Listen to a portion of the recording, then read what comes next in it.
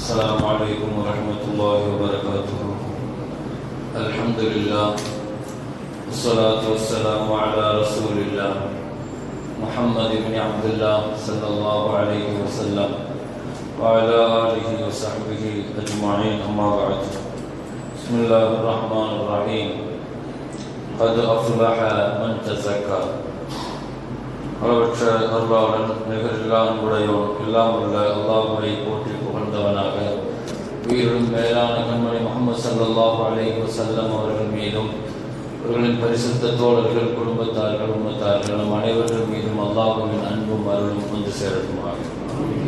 கண்ணியமிக்க முஃமினீன்களே, நேற்று நாம் குறிப்பிட்டது போல ஒரு அமலினுடைய நிறைவு என்பது அது அல்லாஹ்வுக்கு பொருத்தமாக முறையில் அமைய வேண்டும். ரமலானுடைய ஆரம்பத்திலிருந்து இதுவரை நாம் செய்து வந்த அமல்கள் நிறைவான ஒரு அமல் இருக்கிறது. அதுதான் ரமலானுடைய கடைசியாக நாம் செய்ய வேண்டிய அமல். அப்படி ஒரு அமலை மார்க்கம் வைத்திருக்கிறது. அந்த அமலினுடைய நோக்கம் என்னன்னு சொன்னா, ரமலானுடைய காலங்களில் நாம் செய்த எல்லா விஷயங்களுக்குமான கஃபார், குற்ற பரிகாரம். நம்ம நோன்பு வச்சிருக்கிறோம், தொழுது இருக்கிறோம், ஜகாத் சதக்கா கொடுத்திருக்கிறோம், இஸ்திக்ஃபார் திலாவத் ஓதி இருக்கிறோம். எல்லா அமல்களுமே நம்ம நிறைவாக செய்துட்டோம்னு சொல்ல முடியாது. மனித இயல்பு தான், குறையும் ஒன்று இருக்கும். அல்லாஹ் எப்பொழுதுமே என்ன செஞ்சிருக்கிறான்னா, இந்த உம்மத்து மேல அல்லாஹ் காட்டின பெரிய அருட்கொடை என்னன்னு சொன்னா, ஒரு விஷயத்துல குறை இருக்கிற பொழுது அதை சரி செய்யறதுக்கான ஒரு வாய்ப்பு அல்லாஹ் கொடுக்குறான். கஃபாரான ஒரு வாய்ப்பு, அதுக்கு பேர் கஃபாரா, குற்ற பரிகாரம். உங்கள்கிட்ட குற்றம் நடந்திருக்கும், மனுஷன் பலகீனமானவன் தானே. தொழுகிறோம், தொழுது முடிச்ச உடனே சலாம் வாங்கின உடனே அஸ்தகுஃபிருல்லாஹ் அஸ்தகுஃபிருல்லாஹ் 11 தடவை ஓதணும். எதுக்கு இஸ்திக்ஃபார்? தொழுகையில ஏதாவது குறைகள் இருக்கலாம், அதுக்கு அல்லாஹ் இஸ்திக்ஃபார் அல்லாஹ் தஆலா என்ன செஞ்சிருக்கிறான், வச்சிருக்கிறான். அதே மாதிரி தான் ஹஜ்ஜிலை அல்லாஹ் என்ன சொல்றான், ஃபைதா கதைத்தும் மனாசிகக்கும் ஃபத்குருல்லாஹ். ஹஜ்ஜுடைய அமலை நீங்க முடிச்சிட்டீங்கன்னா திக்ர் செய்யுங்க, அதிகமா திக்ர் செய்யுங்க. ஏன்னா ஹஜ்ஜில நிறைய குறைகள் உங்களுக்கு ஏற்பட்டிருக்கலாம்.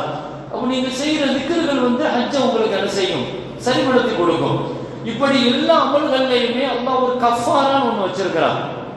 அதுதான் அந்த அமல்கள்ல உள்ள குற்றம் குறைகளை நம்மளுக்கு என்ன செய்து கொடுக்கும், சரி செய்து கொடுக்கும். அப்படி ரமலான்ல ஒரு கஃபாரா இருக்குது. அதுதான் ரமலானுடைய கடைசி அமல். அந்த அமலுக்கு பெயர் சதகத்துல் ஃபித்ர். சதகத்துல் ஃபித்ர், ஃபித்ரா நம்ம சொல்லுவோம் பாருங்க.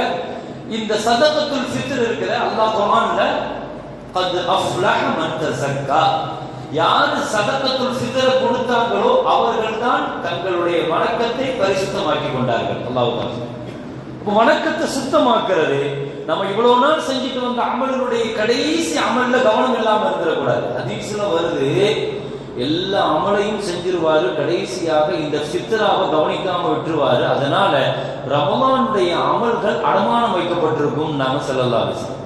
இந்த அமலையை அல்லாஹ் நிறுத்தி வச்சிருவானா. அப்ப கூலி கொடுக்கிற அந்த நாள்ல இந்த ஃபித்ராங்கிற ஒரு அமல் இருக்குது, சதகத்துல் ஃபித்ர். இதனுடைய நோக்கம் என்னன்னு சொன்னா, ஒரு நாள் வறுமை ஒழிப்பு திட்டம் அதற்கு பெயர். அல்லாஹ் தஆலா ஒரு ஏழ்மையை ஒழிக்கணுங்கிற திட்டத்துக்கு அல்லாஹ் கொண்டு வந்த முதல் திட்டம் என்னன்னா, ஒரு நாள் வறுமையை ஒழிச்சிருங்க. அப்போ ஈதுல் ஃபித்ருடைய அன்னைக்கு ஏழையே இருக்கக்கூடாது. முஸ்லிம்கள்ல பசின்னு யாரும் இருக்கக்கூடாது. ஒரு நாள் வறுமையை ஒழிச்சு நீங்க பழகிட்டீங்கன்னா இந்த நாள் கணக்குல போக போக அது மாறிடும். அப்போ ஒரு நாள் வறுமை ஒழிப்பு திட்டம் தான் ஒரு முஸ்லிம்களுடைய இதயத்துல சந்தோஷத்தை கொடுக்கிறது தான். ஃபித்ரா அரிசி அதனால காஃபிருக்கு கொடுக்க கூடாது. ஃபித்ராங்கிறது முஸ்லிம்கள் சம்பந்தப்பட்டது. எனவே முஸ்லிம்களுடைய வறுமை ஒழிப்புக்காக இஸ்லாம் கொண்டு வந்த அற்புதமான திட்டங்கள்ல ஒண்ணு நம்முடைய நோன்புடைய குறைகளை சரி பண்றது, நம்மை பரிசுத்தப்படுத்துறது. இப்படி பல்வேறு விஷயங்கள் உள்ள இந்த ஃபித்ராங்கிறதுல நம்ம கவனமாக இருக்கணும். இத்தனை அமல்கள் செஞ்சுட்டு வந்தோம். எனவே அந்த ஃபித்ராவையும் ஹனஃபி மذஹபின்படி ஒரு 1,700 கிராம், 1,700 கிராம், ஷாஃபி மذஹபின்படி 2,400 கிராம், இது அரிசியோ கோதுமையோ இன்னைக்குள்ள கணக்குப்படி பணமாக கொடுப்பதாக இருந்தால் ஒரு 100 ரூபாய், 90 ரூபாய் நிர்ணயிச்சிருக்கிறாங்க. விசாலமா 100 ரூபாய் கொடுக்க தப்பு இல்லை. ஒரு 100 ரூபாங்கிற மாதிரி நம்ம வச்சுக்கிட்டோம்னா, தந்தைக்கு கொடுக்க கூடாது, தாய்க்கு கொடுக்க கூடாது, மகன் மகளுக்கு கொடுக்க கூடாது. இதை தவிர மற்ற யாருக்கு வேணாலும் நம்ம என்ன செஞ்சுக்கலாம், நம்முடைய சதகத்துல் ஃபித்ர கொடுத்துக்கலாம். அது பெருநாள் தொழுகைக்கு முன்னால கொடுக்கணுங்கிறது நபி ஸல்லல்லாஹு அலைஹி வஸல்லம். பெருநாள் தொழுகைக்கு முன்னால கொடுத்தா தான் அது சதகத்துல் ஃபித்ரும் மக்பூலும்.